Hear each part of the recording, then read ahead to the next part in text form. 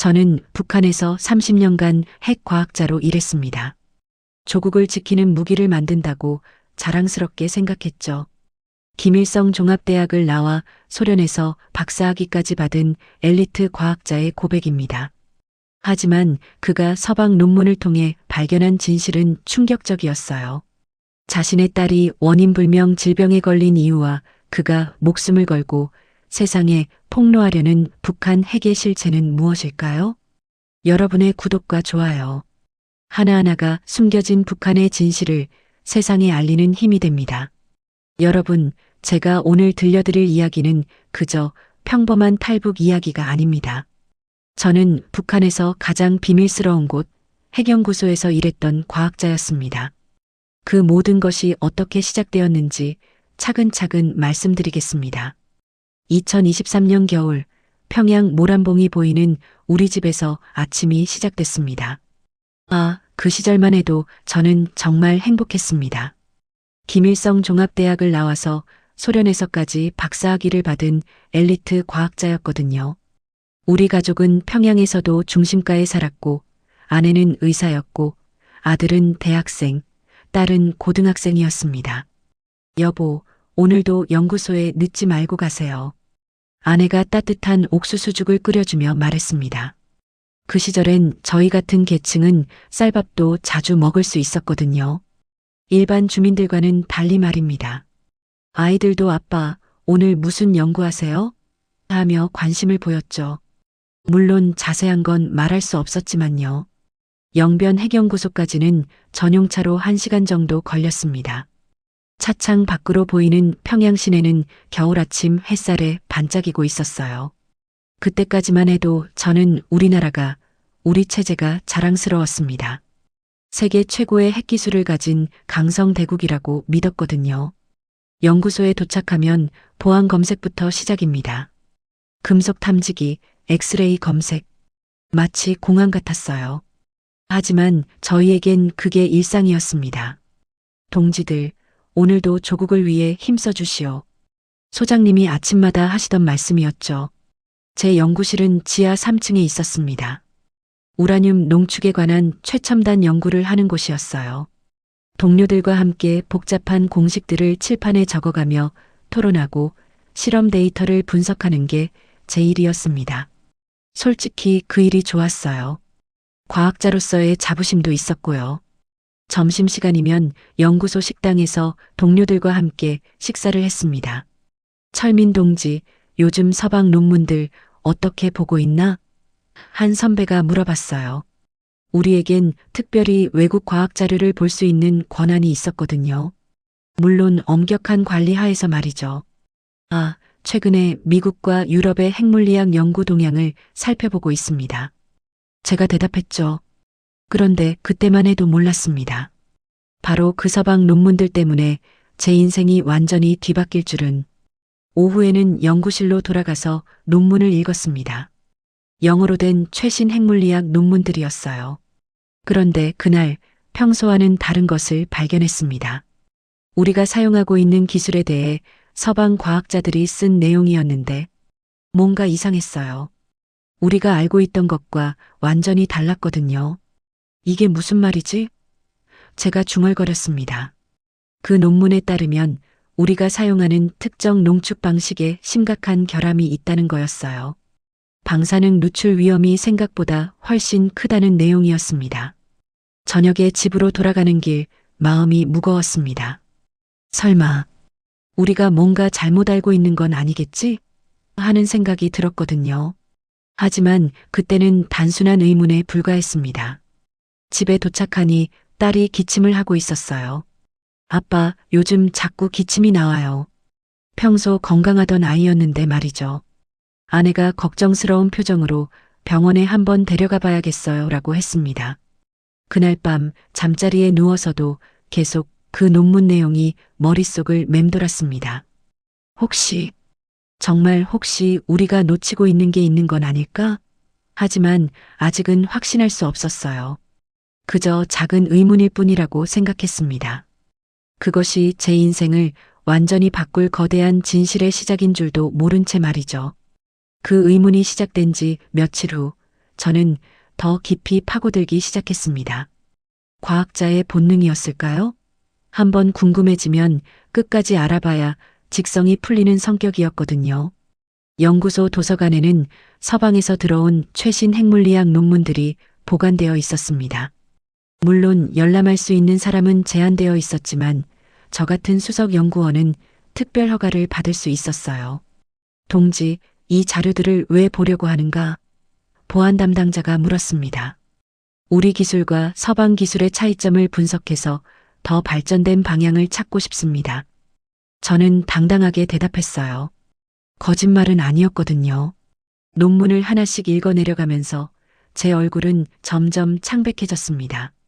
미국 로스알라모스 연구소, 유럽 원자력 연구기구, 세계 최고 수준의 과학자들이 쓴 논문들이었어요. 그런데 그들이 지적하는 내용들을 보니 우리가 사용하고 있는 농축 방식에 심각한 문제가 있다는 거였습니다. 이럴 수가. 제가 중얼거렸어요.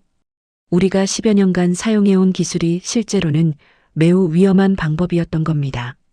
방사능 누출 위험이 서방 기준으로는 절대 용납될 수 없는 수준이었어요. 더 충격적인 건 그 다음이었습니다. 한 독일 과학자가 쓴 논문에서 구소련 방식의 농축 기술을 그대로 사용할 경우 주변 지역 주민들에게 치명적인 방사능 피해를 줄 수 있다라는 대목을 발견한 거예요. 바로 우리가 사용하고 있는 방식이었습니다. 그때 갑자기 딸의 기침이 떠올랐어요. 최근 들어 더 자주 기침을 했고 얼굴도 좀 창백해진 것 같았거든요. 설마 그게. 끔찍한 생각이 머릿속을 스쳐갔습니다. 점심시간 동료들과 함께 식사를 하면서도 마음이 무거웠어요. 철민 동지, 요즘 표정이 안 좋은데 무슨 일이라도? 옆자리 동료가 물어봤습니다. 아니에요, 그냥. 연구가 좀 복잡해서요. 저는 애써 웃으며 대답했어요. 하지만 속으론 혼란스러웠습니다. 이런 의문을 누구와 나눌 수 있겠어요? 자칫 반체제 행위로 몰릴 수도 있는 일이었거든요. 오후에 다시 연구실로 돌아가서 더 많은 자료들을 찾아봤습니다. 그리고 마침내 제가 평생 잊을 수 없는 문서를 발견했어요. 그것은 우리 연구소 내부 실험 데이터였습니다. 몇 년 전 자료인데 왜 그동안 못 봤었는지 이상했어요. 아마 높은 보안 등급으로 분류되어 있었던 것 같습니다. 그런데 그 데이터를 보는 순간 저는 손이 덜덜 떨리기 시작했어요. 거기에는 우리 연구소에서 일어났던 방사능 누출 사고의 기록이 적혀 있었습니다. 2019년에 발생한 사고였어요. 당시 연구원 15명이 과량의 방사능에 노출되었고 그중 3명이 원인 불명의 질병으로 사망했다는 내용이었습니다. 하지만 이 모든 것이 철저히 은폐되었다고 기록되어 있었어요. 이게 대체 무슨... 저는 의자에 주저앉았습니다. 우리가 그토록 자랑스러워했던 핵기술이 실제로는 우리 자신을 죽이고 있었던 거예요. 더 끔찍한 건 이런 사실들이 모두 감춰져 있었다는 점이었습니다. 그 순간 깨달았어요. 우리가 만들고 있던 것은 조국을 지키는 무기가 아니라 우리 국민들을 서서히 죽이는 독이었다는 걸 말입니다. 과학자로서, 아니한 인간으로서 견딜 수 없는 진실이었어요. 집으로 돌아가는 길에 딸을 생각했습니다. 혹시 딸의 기침도 우리 연구소가 평양에서 그리 멀지 않은 곳에 있는데 바람을 타고 날아온 방사능 때문은 아닐까 하는 무서운 생각이 들었어요. 아빠, 왜 그렇게 심각한 표정이에요? 집에 도착하니 딸이 물어봤어요. 여전히 기침을 하고 있었고 얼굴도 더 창백해 보였습니다. 아니야, 아무것도 아니야. 저는 딸을 꼭 안아주었어요. 하지만 마음속으론 죄책감이 몰려왔습니다. 우리가 한 일이 이 아이에게 해를 끼치고 있는 건 아닐까?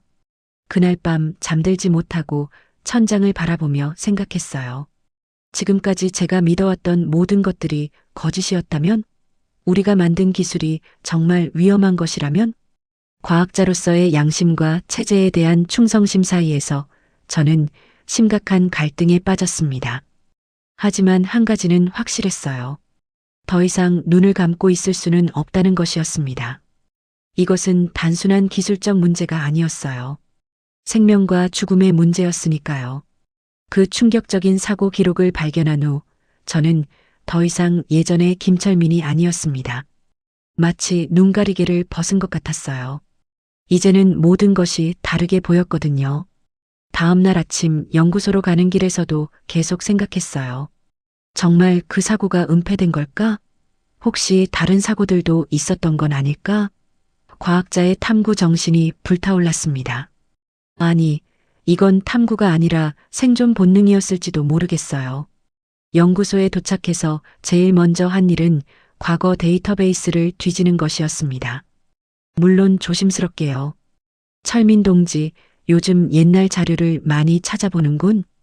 보안 담당자가 수상쩍은 눈으로 바라봤어요. 아, 연구 개선을 위해서입니다. 과거 실험들을 분석하면 더 나은 방법을 찾을 수 있지 않겠습니까? 저는 최대한 자연스럽게 대답했어요. 그렇게 며칠을 조사한 결과 정말 끔찍한 사실들을 알게 되었습니다. 2016년에도 비슷한 사고가 있었어요. 연구원 20명이 방사능에 노출되었는데 그중 7명이 백혈병에 걸렸다는 기록이 있었습니다. 하지만 이것도 철저히 은폐되었고 심지어 가족들에게조차 진짜 사망 원인을 알리지 않았다고 되어 있었어요. 이게 말이 되나? 저는 손에 든 문서를 바라보며 중얼거렸습니다. 더 충격적인 건 이런 사고들이 예방 가능했다는 점이었어요. 서방의 안전 기준만 따랐어도 충분히 막을 수 있는 사고들이었거든요. 그때 한 동료가 제 옆으로 다가왔어요. 철민아, 요즘 너 좀 이상해. 무슨 일이야? 그는 제가 대학 때부터 알고 지낸 친한 친구였습니다. 형, 혹시 우리가 하는 일이 정말 안전한 건가요? 저는 조심스럽게 물어봤어요. 그 친구의 표정이 갑자기 경직되었습니다. 야, 그런 말 함부로 하는 거 아니야. 우리는 조국을 위해 일하는 거잖아. 하지만 그의 눈빛에서 뭔가 불안함을 읽을 수 있었어요. 아마 그도 비슷한 의문을 가지고 있었던 것 같았습니다. 점심시간에 혼자 연구소 옥상에 올라갔어요. 멀리 평양 시내가 보였습니다. 저 많은 사람들이 우리가 하는 일의 진실을 안다면 어떨까요? 자신들을 지킨다고 믿었던 무기가 실제로는 자신들을 서서히 죽이고 있다는 걸 안다면? 그날 오후 더욱 충격적인 자료를 발견했습니다. 영변 주변 지역 주민들의 건강조사 보고서였어요. 암 발병률이 다른 지역보다 3배나 높았고 기형아 출산율도 비정상적으로 높았습니다. 하지만 이 보고서 역시 기밀로 분류되어 있었고 주민들에게는 전혀 알려지지 않았어요. 우리가 뭘 한 거지? 저는 책상에 고개를 묻었습니다. 조국을 지킨다는 명목으로 우리 국민들을 죽이고 있었던 거예요. 과학자로서의 자부심은 온데간데였고 깊은 죄책감만 남았습니다. 저녁에 집으로 돌아가니 딸이 또 기침을 하고 있었어요. 이번엔 가래까지 나왔습니다. 아빠, 가슴이 좀 답답해요. 딸이 말했어요. 아내가 걱정스러운 표정으로 말했습니다. 여보, 내일 큰 병원에 데려가 봐야겠어요. 기침이 너무 오래 지속돼요. 그 순간 저는 무너져 내렸어요. 혹시 제 딸이 제가 한 일 때문에 병에 걸린 건 아닐까? 영병과 평양이 바람으로 연결되어 있는데 우리 연구소에서 새어나온 방사능이 딸에게까지 영향을 준 건 아닐까? 괜찮을 거야, 우리 딸. 저는 딸을 꼭 안아주었지만 속으론 눈물이 났어요. 내가 조국을 지킨다고 생각했던 일이 내 가족을 해치고 있었다니. 그날 밤 아내와 아이들이 잠든 후 혼자 앉아 있었어요. 창밖으로 보이는 평양의 야경이 예전 같지 않았습니다. 저 불빛들 아래에서 얼마나 많은 사람들이 우리가 만든 보이지 않는 독 때문에 고통받고 있을까요? 더 참을 수 없는 건 이 모든 것이 계속되고 있다는 사실이었어요. 지금 이 순간에도 연구소에서는 더 많은 방사능이 새어나오고 있고 더 많은 사람들이 위험에 노출되고 있었거든요. 하지만 아무도 이 진실을 말할 수 없었어요. 이래도 되는 건가? 과학자로서, 아버지로서, 인간으로서.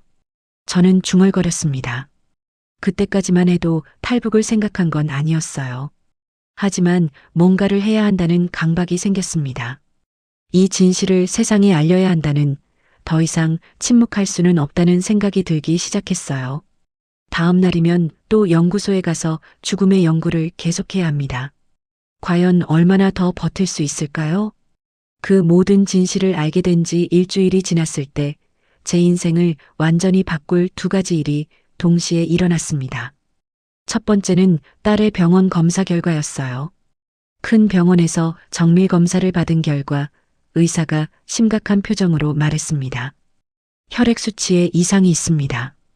백혈구 수치가 비정상적으로 낮고 일부 지표들이.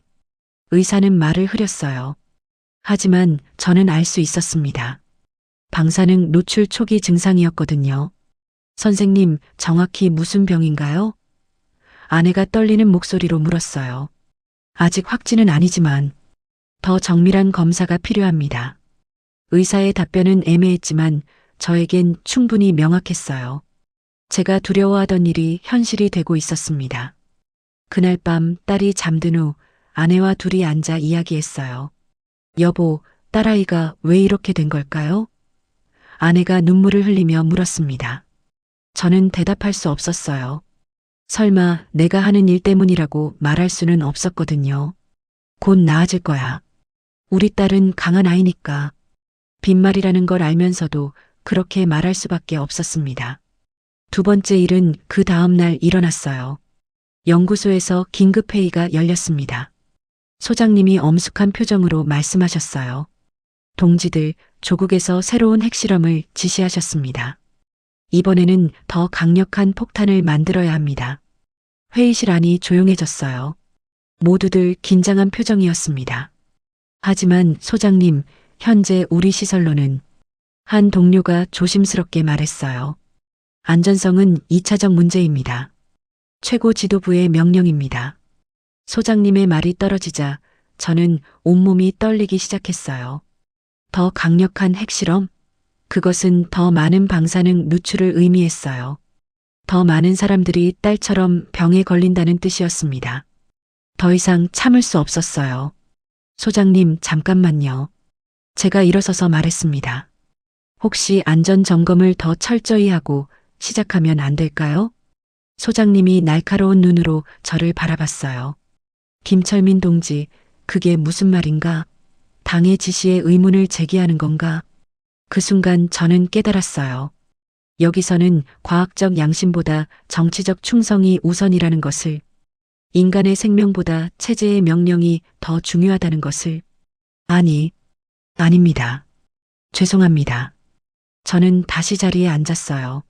하지만 마음은 이미 결정되어 있었습니다. 그날 저녁 집으로 돌아가는 길에 결심을 굳혔어요. 더 이상은 안 돼. 이대로는 딸도 다른 많은 아이들도 죽게 될 거야. 집에 도착하니 딸이 소파에 누워 있었어요. 얼굴이 더 창백해져 있었고 10가지 나는 것 같았습니다. 아빠, 딸이 약한 목소리로 불렀어요. 왜 그래, 우리 딸? 저는 딸 곁에 앉았습니다. 아빠, 저 많이 아파요. 언제 나을까요? 딸의 말에 가슴이 미어졌어요. 그 순간 결심했습니다. 이 아이만은, 우리 가족만은 살려야겠다고. 더 이상 이 시스템의 일부가 될 수는 없다고. 밤늦게 혼자 서재에 앉아서 계획을 세우기 시작했어요. 탈부? 그건 생각만 해도 무서운 일이었습니다. 실패하면 온 가족이 정치범 수용소에 끌려갈 수도 있었거든요. 하지만 이대로 있으면 딸이 죽을지도 모른다는 생각이 더 무서웠어요. 어떻게 하지? 저는 머리를 감싸쥐었습니다. 그때 문득 생각났어요. 제가 가지고 있는 핵기밀 자료들을, 만약 이런 자료들을 외부에 공개할 수 있다면, 세상 사람들이 북한 핵의 진실을 안다면, 다음 날부터 저는 조심스럽게 중요한 자료들을 복사하기 시작했어요. USB에 파일을 옮기고 핵심 문서들을 사진으로 찍었습니다. 물론 아무도 눈치채지 못하게 아주 조심스럽게요. 이 자료들이 세상에 알려지면 저는 생각했어요. 북한 주민들도 진실을 알게 될 거야. 더 이상 이런 위험한 실험을 하지 못하게 될지도 몰라. 탈출 방법도 생각해 봤어요. 중국 출장 기회를 이용하는 게 제일 현실적이었습니다. 다행히 몇 달 후에 베이징에서 열리는 국제학술회의에 참석할 예정이었거든요. 하지만 가장 힘든 건 가족들에게 말하지 못한다는 것이었어요. 아내와 아이들을 두고 혼자 떠날 수는 없었지만 그렇다고 온 가족이 함께 탈출하기에는 너무 위험했어요. 여보, 요즘 표정이 너무 어두워요. 무슨 걱정이라도? 아내가 물어봤어요. 아니야, 그냥 일이 좀 복잡해서. 저는 거짓말을 할 수밖에 없었어요. 진실을 말하면 아내까지 위험해질 수 있었거든요. 그렇게 몇 주를 준비하면서 저는 매일 딸의 병세를 지켜봤어요. 조금씩 나아지는 것 같기도 했지만 여전히 불안했습니다. 딸아, 아빠가 꼭 너를 지켜줄게. 더 이상 이런 일이 일어나지 않게 할 거야. 잠든 딸에게 속삭였어요. 죽을 각오로 결심했습니다. 내 딸을 위해서, 그리고 앞으로 태어날 모든 아이들을 위해서 이 진실을 세상에 알리겠다고. 드디어 그날이 왔습니다.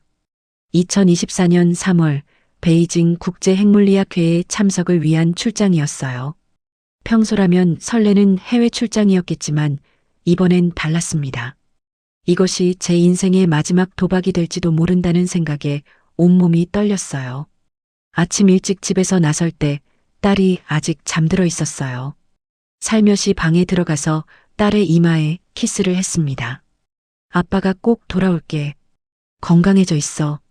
속삭였지만 정말 다시 볼 수 있을지 확신할 수 없었어요. 여보, 조심해서 다녀오세요. 아내가 짐을 챙겨주며 말했습니다. 딸아이 약도 챙겨서 가져가세요. 중국에서 더 좋은 약이 있을지도 모르니까. 가슴이 미어졌어요. 아내는 제가 정말로 출장을 다녀올 거라고 믿고 있었거든요. 하지만 저는 말할 수 없었어요.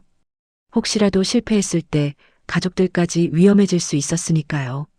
비행기 안에서 옆자리에 앉은 동행 동료가 말했어요. 철민아, 이번에 중국 과학자들과 좋은 교류가 있었으면 좋겠어. 우리 기술을 자랑할 기회잖아. 그러게요. 저는 애써 웃으며 대답했어요. 하지만 속으론 다른 생각을 하고 있었습니다. 내가 가진 진짜 자료들을 보면 중국 과학자들이 뭐라고 할까? 베이징에 도착한 첫날은 정말 평범했어요. 호텔에 짐을 풀고 학술회의에 참석하고 다른 나라 과학자들과 인사를 나눴습니다. 하지만 제 가방 안에는 USB 하나가 들어 있었어요. 북한 핵의 모든 진실이 담긴 그 작은 장치가 말이죠. 이틀째 되는 날 기회가 왔습니다. 오후 자유시간에 혼자 베이징 시내를 둘러볼 수 있었어요. 동료들은 쇼핑을 하러 갔지만 저는 다른 곳으로 향했습니다. 미리 인터넷으로 찾아둔 곳이었어요. 한국 영사관 근처에 있는 작은 카페였습니다. 그곳에서 어떻게든 연락을 취해보려고 했어요. 하지만 카페에 도착했을 때 뭔가 이상한 기운을 느꼈습니다. 제 뒤를 따라오는 사람이 있는 것 같았어요. 돌아보니 평범한 중국인 관광객 같아 보였지만 뭔가 어색했습니다. 설마, 가슴이 두근거리기 시작했어요. 혹시 제 행동이 발각된 건 아닐까? 서둘러 호텔로 돌아갔습니다. 그런데 방에 도착하니 짐이 약간 정리되어 있었어요. 청소 때문일 수도 있었지만 뭔가 이상했습니다. 제가 숨겨둔 USB를 확인해 봤는데 다행히 그대로 있었어요. 그날 밤 잠들 수 없었습니다. 계속 복도에서 발자국 소리가 들리는 것 같았어요. 혹시 감시당하고 있는 건 아닐까? 셋째 날 아침 동행 동료가 이상한 말을 했어요. 철민아, 혹시 어제 어디 갔었어? 단장님이 내가 어디 있는지 물어보시던데. 심장이 멈출 뻔했어요. 아, 그냥 근처 공원에서 산책했어요. 머리도 좀 식힐 겸.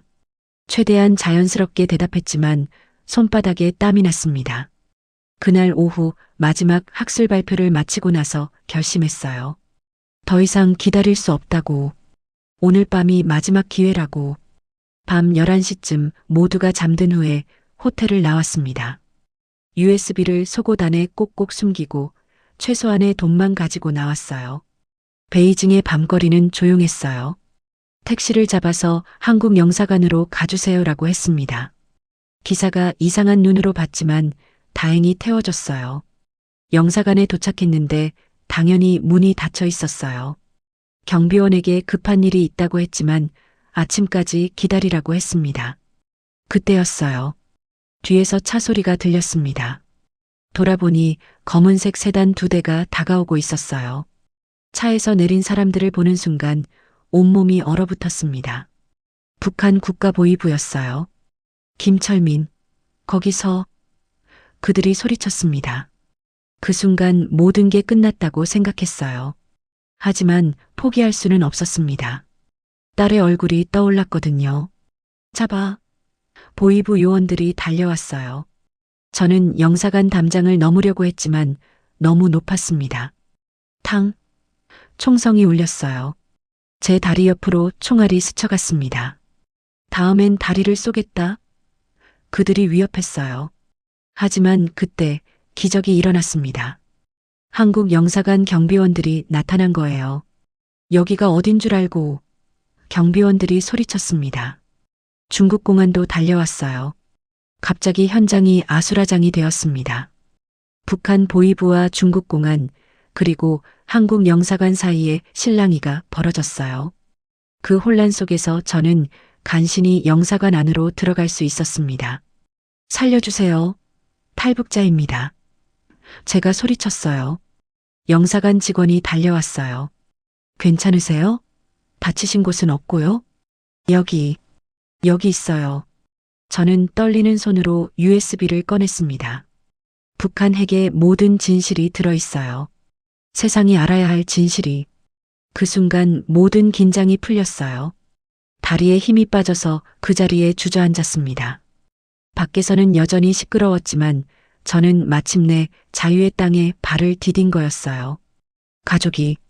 가족들은 괜찮을까요? 제가 물었어요. 걱정하지 마세요. 이제 안전합니다. 영사관 직원이 말했지만 저는 눈물을 멈출 수 없었어요. 해냈다는 안도감과 동시에 가족을 두고 온 죄책감이 몰려왔거든요. 한국 영사관에 도착했다고 해서 모든 게 끝난 건 아니었어요. 영사관 직원이 말했습니다. 박사님, 안전한 곳으로 이동해야 합니다. 여기서도 계속 위험할 수 있어요. 그날 밤 저는 베이징 외곽의 작은 안가로 옮겨졌어요. 조선족 동포가 운영하는 곳이었습니다. 형님, 걱정 마세요. 여기선 안전할 거예요. 그분이 따뜻하게 맞아주셨어요. 하지만 안전하다고 해서 마음이 편한 건 아니었습니다. 매일 밤 악몽에 시달렸어요. 가족들이 어떻게 되었을지, 혹시 제 때문에 고통받고 있는 건 아닐지, 그런 생각들이 머릿속을 떠나지 않았거든요. 박사님, 밥 드세요. 안가 아주머니가 따뜻한 된장찌개를 끓여주셨어요. 고향 음식과 비슷한 맛이었는데 한 숟가락 뜨자마자 눈물이 났습니다. 딸이 좋아하던 된장찌개 맛이었거든요. 우리 딸이 지금 밥은 잘 먹고 있을까? 저는 중얼거렸어요. 이틀 후 더 큰 문제가 생겼습니다. 안가 아저씨가 긴장한 표정으로 말씀하셨어요. 형님, 이상한 사람들이 이 동네에서 형님을 찾아다니고 있어요. 중국어를 하긴 하는데 뭔가 어색해요. 가슴이 철렁 내려앉았어요. 북한에서 공작원들을 보낸 게 분명했습니다. 얼마나 위험한 건가요? 당분간은 나가지 마세요. 그리고 만약의 경우를 대비해서 다른 곳으로 이동할 준비도 해둬야겠어요. 그날부터 정말 숨어서 지내야 했어요. 낮에는 집안에서만 지내고 밤에만 조금씩 산책을 할 수 있었습니다. 마치 감옥에 갇힌 것 같았어요. 일주일이 지났을 때 한국 영사관에서 연락이 왔어요. 박사님이 가져온 자료들을 분석해 봤는데 정말 놀라운 내용들이네요. 이걸 공개하면 국제사회가 발칵 뒤집힐 겁니다. 그 말을 듣고 뭔가 보람을 느꼈어요. 제가 목숨 걸고 가져온 자료가 의미가 있다는 거였거든요. 그럼 언제쯤 공개할 수 있을까요? 그게 좀 복잡합니다. 여러 나라와 협의가 필요하고 박사님의 안전도 확실히 보장해야 하니까요. 기다리는 동안이 가장 힘들었어요. 매일 뉴스를 봤지만 북한에 대한 소식은 거의 없었고 제 가족들 소식은 더더욱 알 수 없었습니다. 한 달이 지났을 때 정말 무서운 일이 일어났어요. 새벽 2시쯤에 집 주변에서 수상한 소음이 들렸습니다. 안과 아저씨가 조용히 제 방으로 와서 속삭였어요. 형님, 지금 당장 나가야 해요. 뒷문으로 조용히. 심장이 터질 것 같았어요. 겨우 옷만 챙겨 입고 뒷문으로 나갔는데 앞쪽에서 중국어와 한국어가 섞인 대화 소리가 들렸습니다. 분명히 북한 공작원들이었어요. 빨리 이쪽으로. 안과 아저씨가 저를 이끌고 뒷산으로 올라갔어요. 1시간 정도 산속에 숨어 있다가 겨우 안전한 곳으로 피할 수 있었습니다. 이제 어떻게 해야 하죠? 제가 물었어요. 다른 도시로 이동해야 해요. 여기는 더 이상 안전하지 않아요. 그렇게 저는 또 다른 조선족 마을로 이동했어요. 하지만 거기서도 마음 편히 지낼 수는 없었습니다. 계속 쫓기는 삶이었거든요. 새로운 은신처에서 만난 조선족 목사님이 말씀하셨어요. 형제님, 힘들어도 포기하지 마세요. 하나님께서 형제님을 통해 큰 일을 하실 거예요. 하지만 목사님, 제가 이렇게 숨어 지내는 동안 우리 가족들은 어떻게 되는 건가요? 저는 울먹였어요. 그것도 하나님께 맡기세요. 진실은 반드시 밝혀질 거고 그때가 되면 가족들도 구할 수 있을 거예요. 목사님 말씀이 위로가 되긴 했지만 여전히 불안했어요. 특히 딸이 걱정됐습니다. 제가 없는 동안 병이 더 심해지진 않았을까? 치료는 제대로 받고 있을까? 2달째 되던 어느 날 한국 영사관에서 중요한 연락이 왔어요. 박사님, 드디어 한국행 절차를 밟을 수 있게 됐습니다. 하지만 조금 더 복잡한 경로로 가야 할 것 같아요. 어떤 경로인가요? 동남아시아를 거쳐서 가는 거예요. 중국에서 바로 가기에는 아직 위험해요. 그 말을 들으니 한편으론 희망이 생겼지만 다른 한편으론 더 걱정됐어요. 한국에 가면 정말 제 이야기를 믿어줄까? 그리고 가족들을 구할 방법은 있을까? 목사님, 저 정말 잘하는 일인가요? 어느 날 밤 목사님께 물어봤어요. 형제님, 진실을 알리는 것이 잘못된 일일 리 없어요. 지금은 힘들어도 나중에 많은 생명을 구하게 될 거예요. 그 말을 들으며 다시 한번 결심했어요. 끝까지 가보자고. 제 가족을 위해서, 그리고 북한에 남아있는 모든 무고한 사람들을 위해서. 하지만 여전히 가슴 한구석은 무거웠어요. 과연 언제쯤 이 모든 게 끝날까? 언제쯤 딸을 다시 안을 수 있을까? 중국에서의 도피 생활은 그렇게 계속됐습니다. 매일이 불안과 희망 사이를 오가는 나날들이었어요. 중국에서 석 달을 보낸 후 드디어 한국행 소식이 왔어요. 하지만 바로 갈 수는 없었습니다. 박사님, 안전을 위해서 라오스를 거쳐서 가야 해요. 영사관 직원이 설명했어요. 라오스요? 왜 그렇게 돌아가야 하나요? 중국에서 직접 한국으로 가면 북한 측에서 개입할 여지가 있어요. 제3국을 거치는 게 국제법상 더 안전합니다. 복잡한 여행이었지만 자유를 향한 마지막 관문이라고 생각하니 견딜만 했어요. 하지만 떠나기 전날 밤 잠들 수가 없었습니다. 정말 이게 마지막일까? 진짜 한국에 가면 모든 게 끝날까? 조선족 목사님이 마지막 인사를 하러 오셨어요. 형제님, 하나님께서 지켜주실 거예요. 그리고 언젠가 가족들과도 다시 만나게 될 거예요. 목사님, 정말 그럴까요? 제가 이렇게 떠나는 게 옳은 일일까요? 여전히 확신이 서지 않았어요. 형제님이 가진 진실은 반드시 세상에 알려져야 해요. 그래야 더 많은 사람들이 살 수 있어요. 목사님이 제 손을 꼭 잡으며 말씀하셨어요.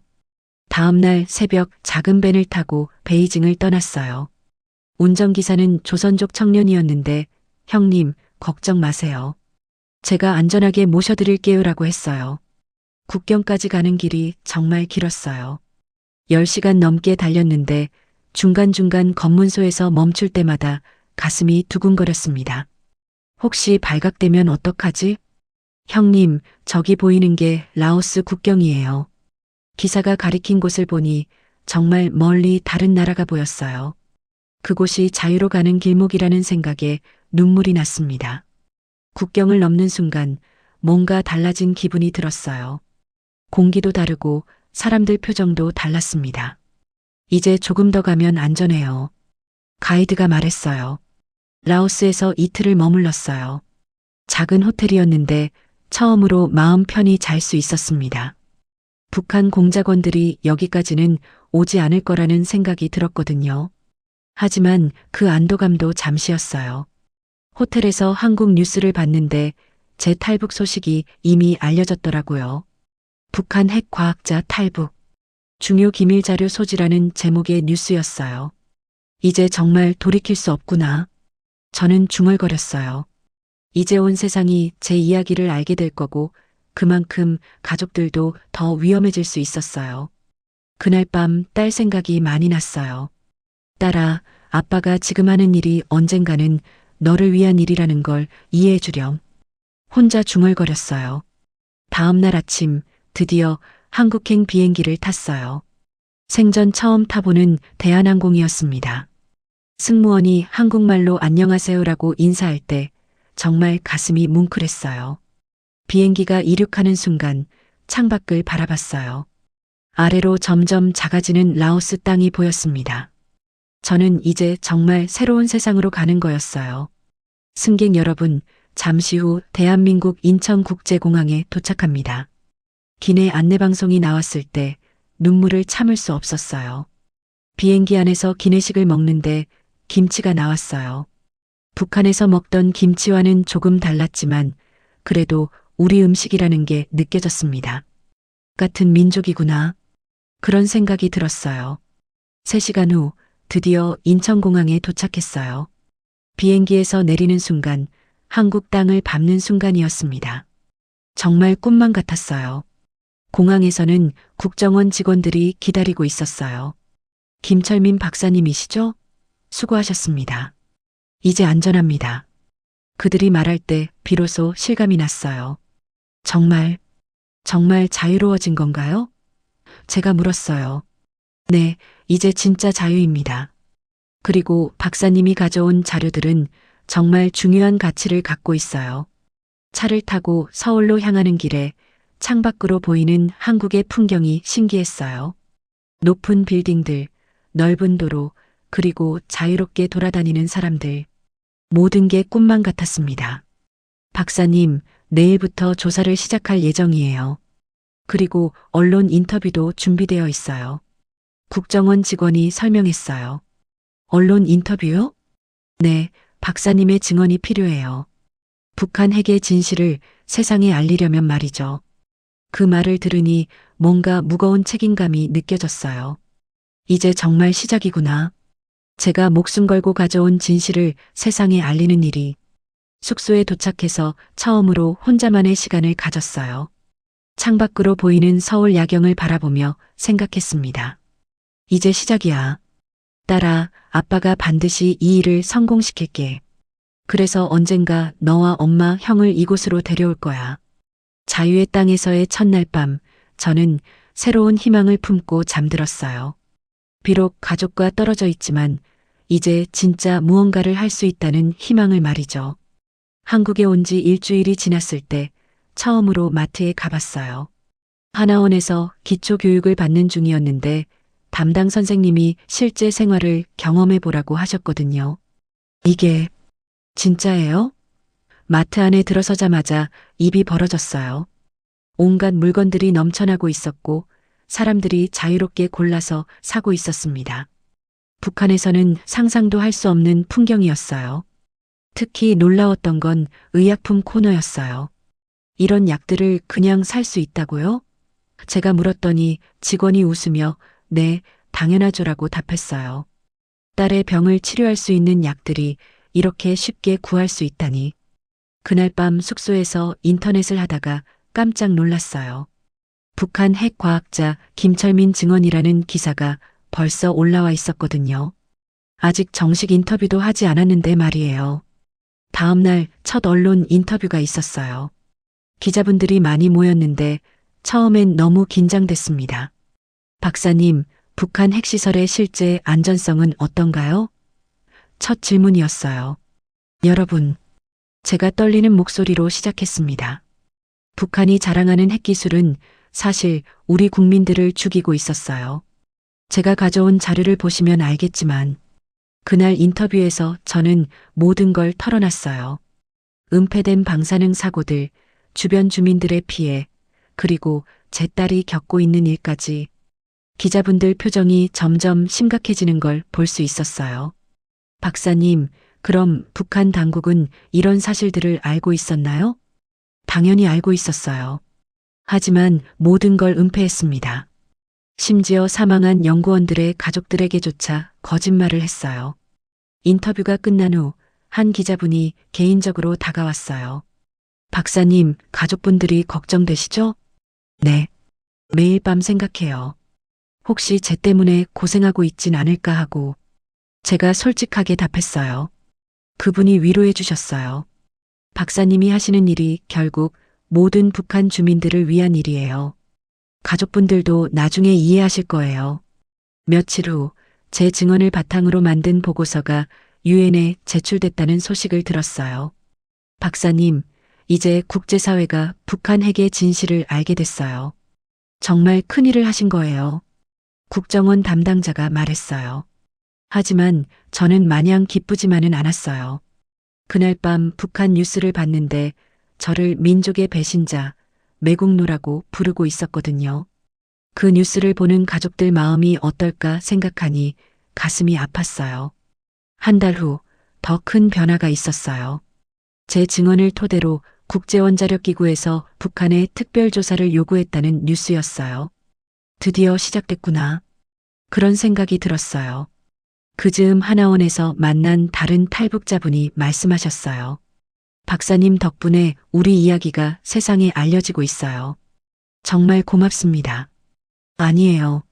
저도 그냥 양심상 해야 할 일을 한 것뿐이에요. 제가 대답했어요. 하지만 속으론 자부심도 느꼈어요. 제가 목숨 걸고 가져온 진실이 정말로 세상을 바꾸고 있다는 게 실감났거든요. 몇 달 후 서울에 정착해서 새로운 생활을 시작했어요.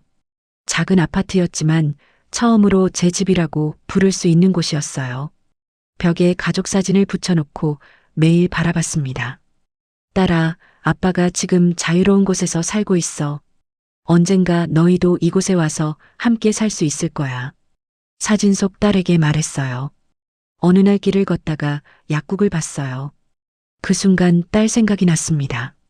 여기서는 아무 약이나 다 살 수 있는데 딸이 필요한 약을 쉽게 구할 수 있는 이곳이 정말 자유로운 곳이라는 걸 다시 한번 느꼈어요.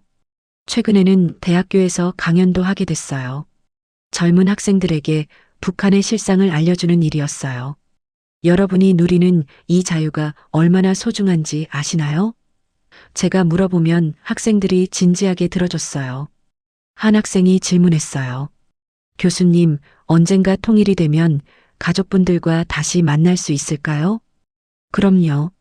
그날을 위해서 제가 지금 이런 일을 하는 거예요. 진실이 알려져야 진짜 평화가 올 수 있으니까요. 요즘 들어 뉴스에서 북한 관련 소식이 나올 때마다 관심 있게 봅니다. 혹시 제 가족들 소식이 있을까 해서요. 아직은 알 수 없지만 언젠가는 소식을 들을 수 있을 거라고 믿어요. 이제 한국에 온 지 1년이 다 되어 갑니다. 처음에는 모든 게 낯설고 어려웠지만 이제는 이곳이 제 새로운 고향 같아요. 하지만 북쪽에 있는 진짜 고향과 가족들을 잊은 적은 없어요. 딸아, 아빠가 여기서 열심히 살면서 세상에 진실을 알리고 있어. 언젠가 우리 온 가족이 자유롭게 만날 그날까지 기다려줘. 매일 밤 그렇게 기도해요. 자유는 정말 소중한 거였어요. 그리고 그 자유를 지키기 위해서는 진실을 말할 용기가 필요하다는 것도 배웠습니다. 앞으로도 저는 계속 이 일을 해나갈 거예요. 통일된 조국에서 모든 가족이 함께 살 그날을 꿈꾸면서 말이죠.